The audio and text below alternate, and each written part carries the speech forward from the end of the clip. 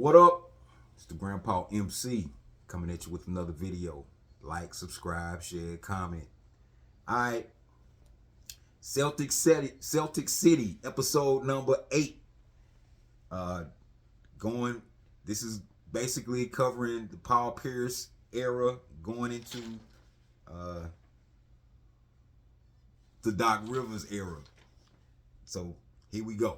So episode opens up detailing about the stabbing, how close to death that Paul Pierce was. If he wouldn't have had that leather jacket on, he would have really got hurt. Paul Pierce said he was fighting back. There was a bunch of guys that was stabbing him up, and I think it was over a girl. Like this incident was in sports circles, and some of it was in the rap circles. I'll let you detectives look up that information about who was the crew that did that. They're known in Boston. They were known in Boston. I'll just say that much. Paul Pierce, talking about his time in Boston up to that point. They were showing pictures of when he got stabbed. Paul Pierce basically put his career, he faintly put his career in jeopardy coming back, because it wasn't 2 weeks after the incident to when he had came back to practice and doing all that. So it was 2 weeks. 4 or 5, it was right before training camp, so he had like 4 or 5 weeks ready to play. And most importantly, Paul Pierce played all 82 games of that season after the stabbing. So,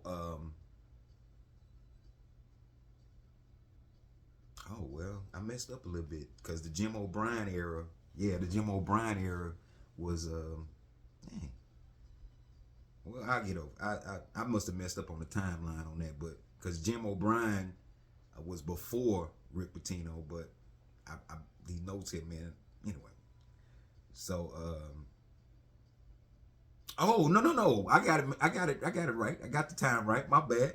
Okay, so Pitino, after that year, he was done, and then came Jim O'Brien. Interestingly, Rick Pitino faxed his resignation into the Celtics and said he'd be back later to holler at him later on. So they go into that season, a game in Los Angeles. Paul Pierce is from Los Angeles, so he said he was going to put on a show. And that's where he got the nickname Truth from Shaq. After the game, reporter came up to Shaq and said, what you think about Paul Pierce? He said he was the truth. He said it was the MF Truth, just to put some emphasis on it. So 2001, team breaks out, had some nice little players. Paul Pierce and Antoine Walker were doing their thing. Around that time, new owners come. They reinstated Red Auerbach as the honorary president, so to speak. So they're trying to get the old fans back. They're trying to get some nostalgia going so they can draw people back. Danny Ainge gets hired as the GM. He goes on to trade Antoine Walker. Everybody knows Danny Ainge speaks with a forked tongue, at least in the GM world, because I understand what he got. You got to do that sometimes. I know. I don't know. I wouldn't. I would tell if a guy was on the trade block and I was the GM, depending on whatever, I'd probably tell him, because this guy got to uproot his whole family and change things, and so it's best to give people head up. But Danny Ainge told Antoine Walker he was safe, and then proceeded to trade him. The Jim O'Brien era wasn't that long after Danny Ainge got hired. It might have been a year or so, but he's talking to the owners, and they saying who's the hottest coach out there, and at that time it was Doc Rivers. Now, just to let y'all know, episode 9 is gonna be a little long because it's talking about Doc Rivers, and I think it's relevant because it's kind of showing you the how it's detailing how Doc Rivers' teams fall behind and just fall apart from the inside slowly. So be on the lookout for that. So Doc Rivers, Danny Ainge pulled up to Doc Rivers' house. Oh, but just to, like to give you a little background on Doc Rivers at that time. Doc Rivers was coaching.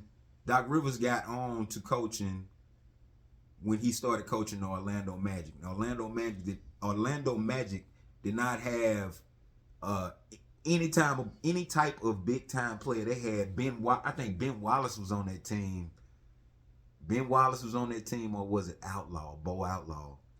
But they were surprising folks, and then at the end of the year, Doc Rivers had a better record than what they thought they were supposed to have, and that's how he built his name to get into that point he was at, get to that point where he was at when he got hired by the Celtics. So, again, Danny Ainge pulled up at his crib, talked him into it.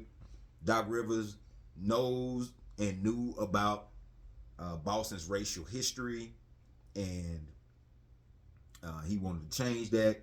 It was a reporter, I forgot his name, but he was detailing all the things, and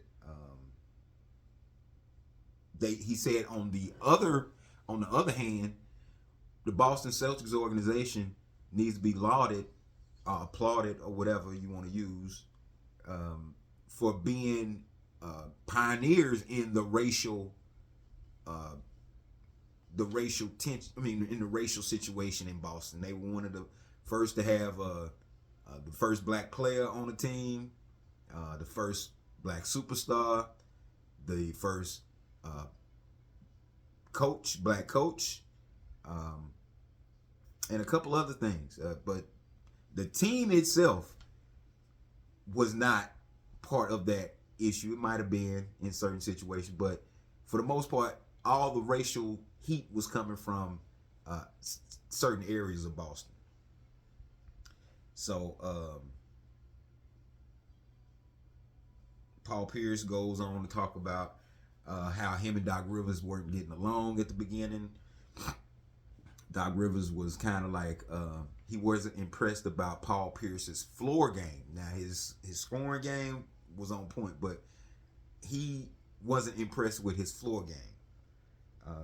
So that it was kind of like a bumpy road for Doc and Paul Pierce. Paul Pierce goes on to talk about how the stabbing incident affected how how his attitude changed from the time he was a rookie to that point. Paul Pierce was a fun-loving guy. He's still a fun-loving guy now. You know what I'm saying? So, like, it caused him to wall up in a bit, and he had to get over that.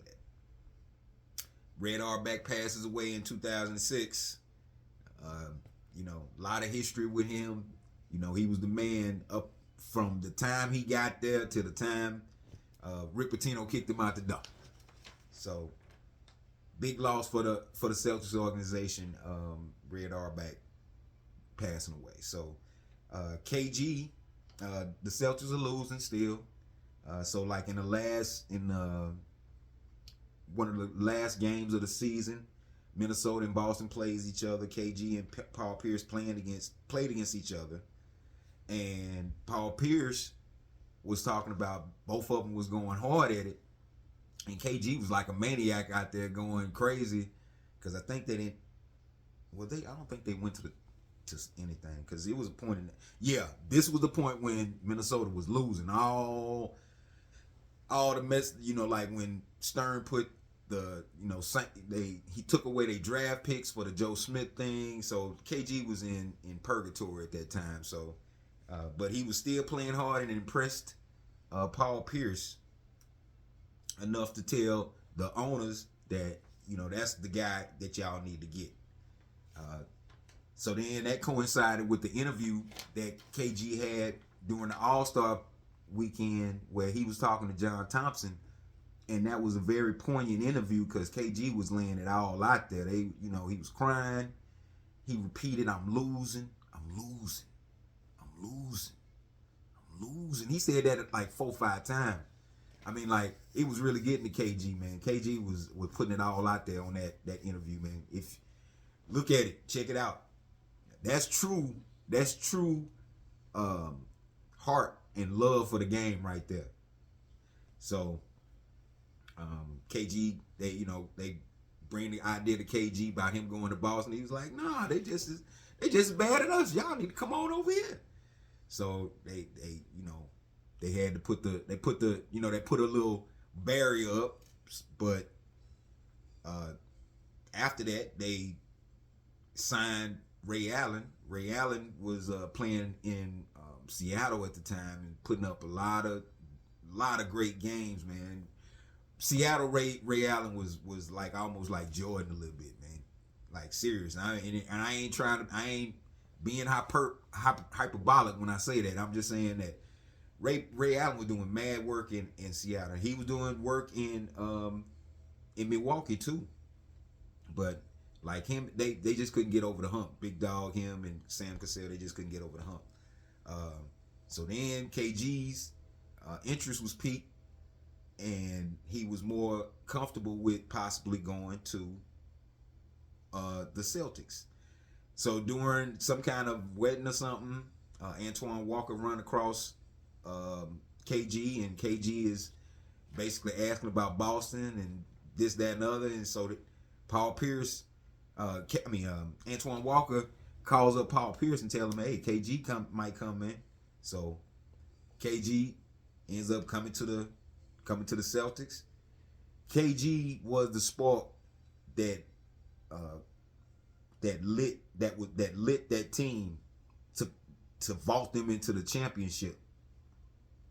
They had a saying Ubuntu, which meant togetherness. Oh man, Big Perk is on this because he was on the Celtics team at that time, and they all had to cut their hair off to show togetherness. So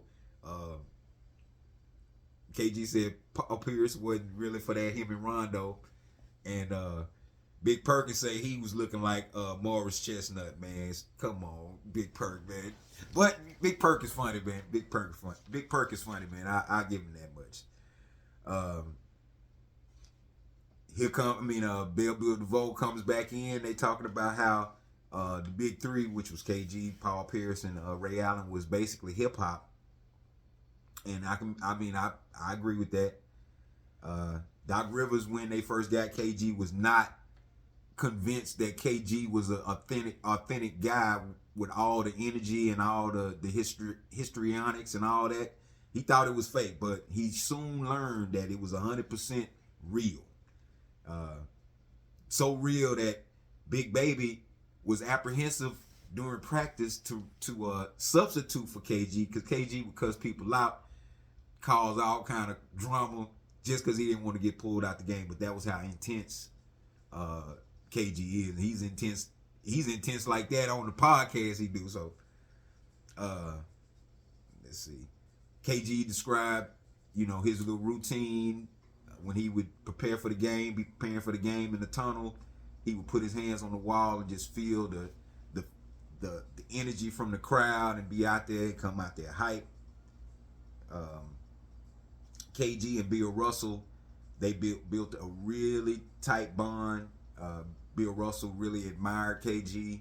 I liked the way he played, his intensity and all. They showed a scene where he was talking to him, and KG asked him where he was from. He said New Orleans. Bill Russell was like, nah, Monroe. That's what I'm talking about. Shout out to Monroe. Bill Russell got a little street in this town that's leading to this sports arena. It's Bill Russell Boulevard, if I'm not mistaken. Could be wrong, but shout out to Bill Russell, man. Rest in peace, man. So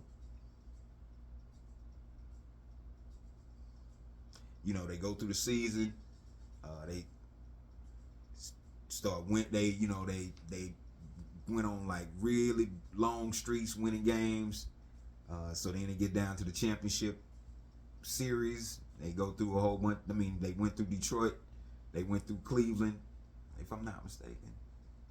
Anyway, they win the championship. So then they come back the next year and they asked Doc how many championships you think they could win. And he was like maybe 2 or 3. But then in January or February of that season, KG goes down with the knee injury, and that was basically the 2 championships going out the door right there, man.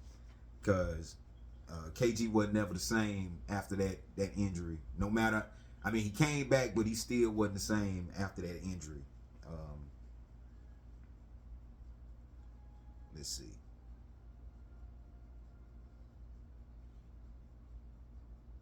So that's basically it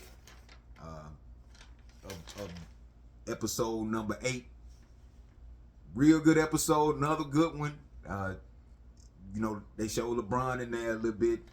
Not KG, but Paul Pierce said that LeBron brought the best out of him, which is, I would say that those series when they played Boston and Cleveland was some great games. So episode 9 coming up soon.